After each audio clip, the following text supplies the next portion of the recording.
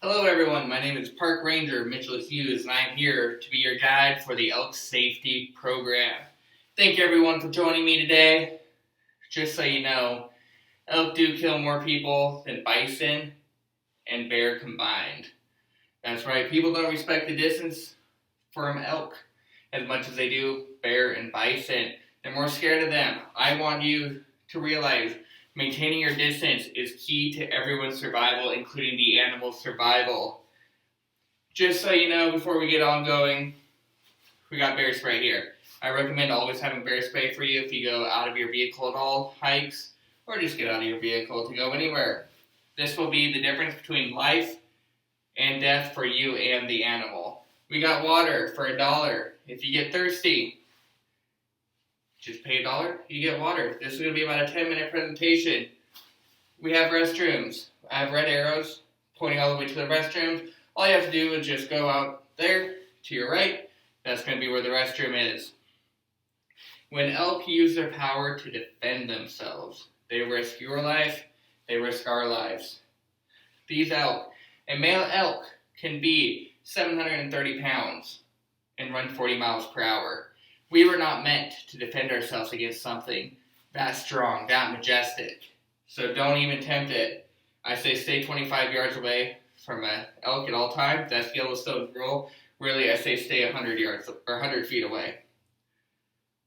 Female elk can be up to 600 pounds, be very aggressive also, and also run 40 miles per hour. Once again, we were not meant to defend against that. I don't know if you've ever heard an elk bugle before during rut. For all you Lord of the Rings nerds out there, whether you know it or not, you have. The ring race make this noise. This is what it sounds like.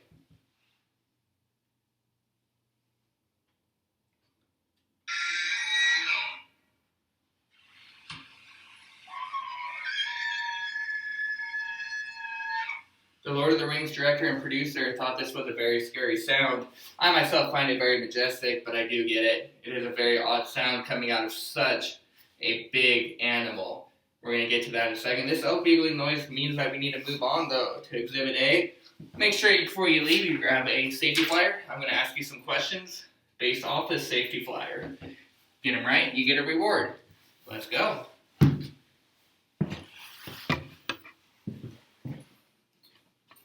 The first item I'm going to talk about today is this elk pelt right here. This is a summer pelt.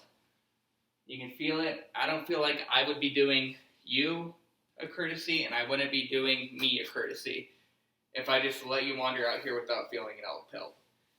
I feel like at the end of the day, you might think to yourself something like, I wonder what an elk feels like, and then you're going to put yourself and the elk in danger. Let's not do that. Get it out of your system. Come up whenever you want. Pet the elk. So, I told you I was going to have some questions for you. Let's go. During calving season, which is May to June, that's when the females are most aggressive. They're trying to save the life of their babies. They're trying to save their lives. So, some signs of a female elk being aggressive or being defensive. They will stare directly at you. Little Jeffrey right there. Can you read line number 2 for me?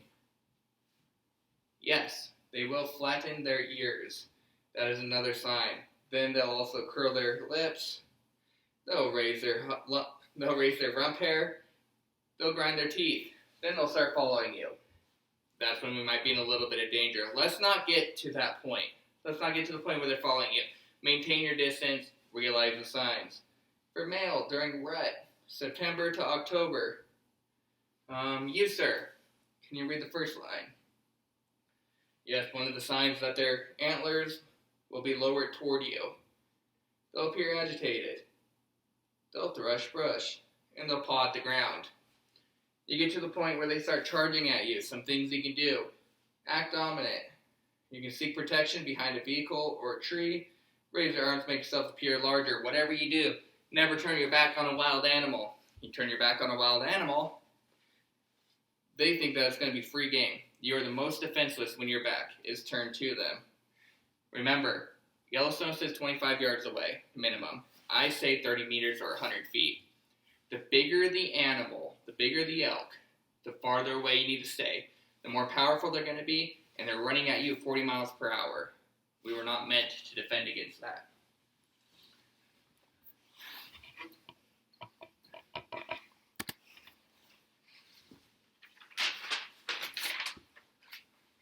Next one is our skull and antlers over here.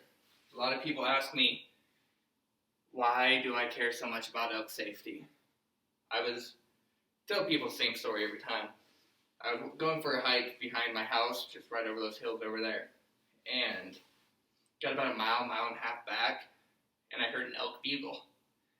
It was so loud. It was so beautiful. And I took a couple steps forward, and then realized that it was around September, which is around rut time, when they're most aggressive. And then I thought to myself, that is the stupidest thing I could do by getting closer to an elk. They're going to defend everything they can for their family. So I took a couple steps forward, and that's when I realized if I took a couple steps forward, I swore to protect our parks. I swore to protect ourselves. I understand why other people do it now. It makes perfect sense. It's so beautiful. You want to see how big this beautiful elk is. But remember, you need to maintain your distance. I'm happy that the elk never saw me. I took a couple steps back just like this, made sure my back would never turn to any animals that might be there, looked around, and now I'm able to tell this story to you. Here's someone that wasn't too lucky. Elk that headbutted photographer euthanized because it was no longer scared of humans. That photographer didn't die or anything, no. The elk was just playing with them, but the elk was no longer scared of humans. That's an issue. When that happens, we have to euthanize them. And kids, if you don't know what euthanize is, ask your parents later. Sorry about that, parents. But at the end of the day, we need to protect ourselves and protect the animals. The animals are protecting themselves, so let's stay away from them. When they attack us, we have to get them. It's not fair, but that's what we have to do. Male rut is a real thing. They're very aggressive. They will do anything to protect their women, their children, everything. They will gore you with these. They fight with these all the time. If you ever heard this, that's them fighting. They will use a skull to headbutt you. Once again, 700 pounds coming at you with those antlers ready to gore you. There's ones even bigger than this. Maintain your distance. That is the key to survival.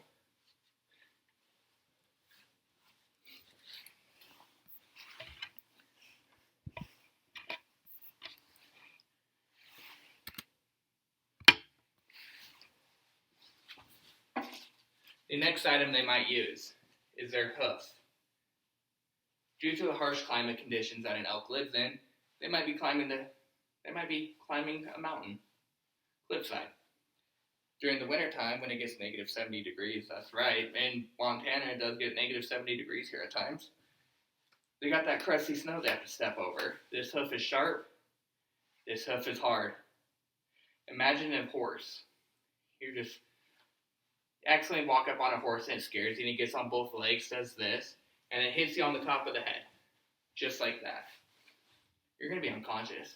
That's the same thing this elk's going to do. It's going to make you unconscious. You're not going to know what happened. You can't protect yourself anymore. So I do want to hear from you, ma'am. How far away am I supposed to stay away from an elk at all times? Correct. Yellowstone says 25 yards. I do say 100 feet personally, but 25 yards is the correct answer. Everyone who answers correctly so far gets a gold star. Now, you, ma'am, tell me one sign that you remember about a male elk during rut when they're getting aggressive. Yes, they appear agitated. Thank you. You get a gold star. Everybody talk to me after, and I'll get those gold stars for you. Now, you, sir, what happens if a female elk? If you walk up on a female elk, what might happen? The hair on their rump. Yes. The hair on their rump will raise. And it's kind of funny that you say that, but we'll get over that another day. So, I need you to remember all of these encounters. If you accidentally walk up on them, remember, act dominant, seek protection, raise your arms, flap your jacket, maintain eye contact. Do not turn your back on a dangerous animal, or this could be the back of your head. Now, there's one thing I just want to leave here with you thinking about. Previous generations have bestowed the greatest honor upon us when you think about it. They have bestowed the honor of us protecting this land. They preserved it. Now it's time for us to preserve it. I want this land to be preserved for my child, for my future children, because at the end of the day, I want my children to be able to see these elk firsthand. I told you over there about the photographer who the elk was playing with him, no longer scared of humans, we had to euthanize them. If elk keep killing humans, we're not able to preserve this land. We can't do what we're currently doing right now.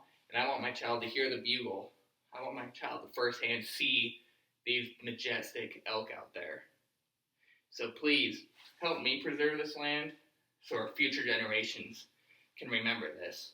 Remember, when elk use their power to defend themselves, they risk their lives and they risk our lives. When they attack us, or when they defend themselves because we get too close to them, they are risking their lives every single time. And all they're trying to do is protect their loved ones, protect their family. So, just one last question. What is one thing you can do if there's an elk encounter that you can possibly save yourself? Yep, maintain eye contact. Don't turn your back on them. Thank you for that. If you've never used bear spray before, once again, I highly recommend it at $5 right over here. I will be doing tutorials after this to show you how to use it. Just because you have it doesn't make it magically work. I will show you tutorials, we have practice ones, so they won't burn you. I will also be staying a little bit later to answer any questions that you may have. Thank you very much for listening to this tour. Have a great day.